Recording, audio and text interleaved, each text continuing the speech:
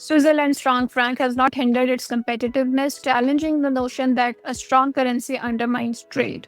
The country leads in export complexity, manufacturing high end goods like medicines, chemicals, and luxury items. Switzerland's decentralized economic model fosters small businesses and the productivity remains high. The country consistently maintains a current account surplus, demonstrating that focusing on quality, innovation, and brand strength can often offset the currency pressures. So, the Swiss lesson here is that a strong currency can coexist with a competitive, export driven economy.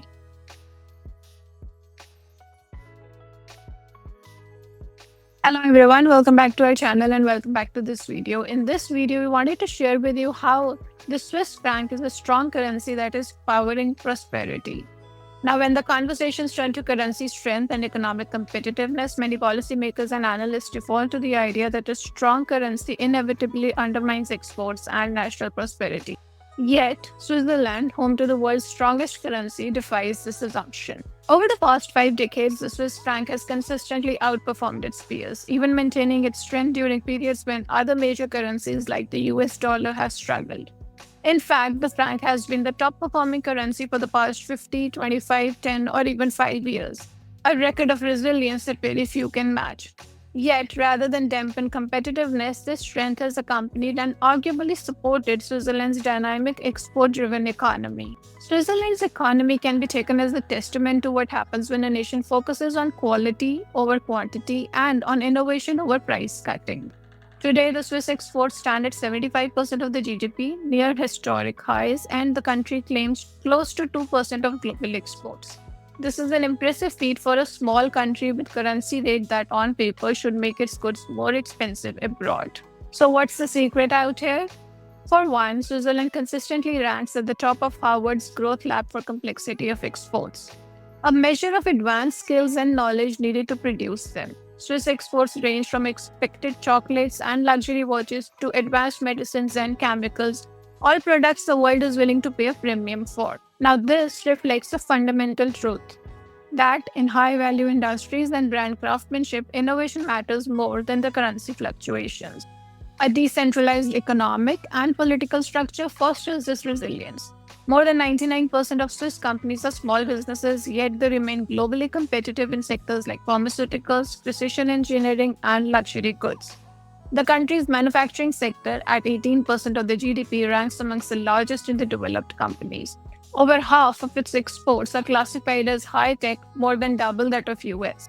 This success story also features an economy that generates more than $100 in GDP per hour worked, higher productivity than any of the world's 20 largest economies. And because many Swiss goods are high value, the country has maintained a current account surplus averaging over 4% of the GDP since the early 1980s. What we have seen is that Swiss businesses try to work around the currency appreciation. When the Swiss National Bank lifted its currency peg in 2015, triggering a surge in the franc, the manufacturers doubled down on sophisticated exports that are less sensitive to exchange rate shifts. Switzerland's approach stands in stark contrast to the devaluation strategies that are often credited with sparking rapid export growth in East Asian economies. While currency devaluation played a role in South Korea and China's rise, infrastructure investments, openness to foreign capital, and market reforms were even more critical. As those economies matured, exchange rates become less central to competitiveness. For other developed economies, the Swiss example offers a powerful lesson. Sustainable competitiveness comes not just from currency management, but also from a commitment to quality, innovation, and productivity. Chasing devaluation might boost exports in the short term, but it can also incentivize domestic producers to focus on lower value goods, undermining long-term competitiveness. If there is a cautionary note in Switzerland's story, it is the high level of private debt as a share of GDP.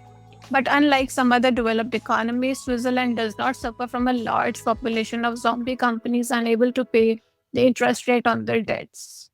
In the end, what we can say is that Switzerland is an all-weather economy built on quality, innovation, and adaptability, and it proves that a strong currency need not be an economic drag.